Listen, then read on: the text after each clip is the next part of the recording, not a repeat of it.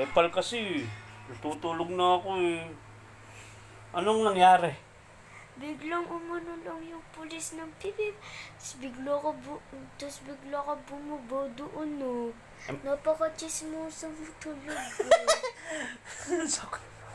Alam mo, akala ko naandun yung motor ko sa labas. Siyempre, baka nakaharang. Yes, no. Baka kasi nakaharang yung motor ko, ay bumusina yung ano. Ano sabi? Pipip.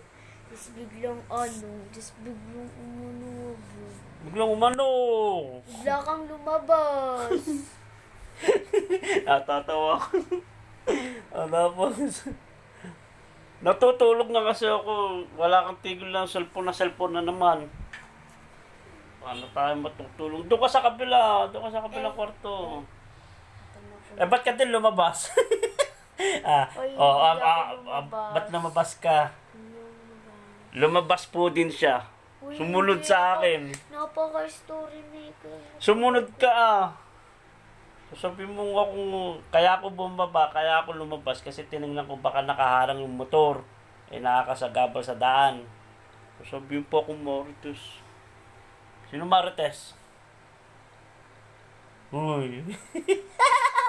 Ba't sumunod ka sa akin?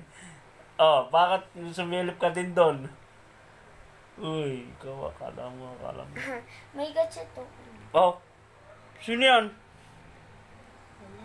Sino yan? Sino kachat mo? Wala. Doon sa kachat ni Yana. Sino ka? Sino yun, Yana? Wala. Itatag ko to. Sino? Comment nyo nga sa akin kung sino yun. Tingnan ko nga. Wala. Sino? Kilala ko yun. Sino? Kachat mo? Oo. Classmate mo? Hindi.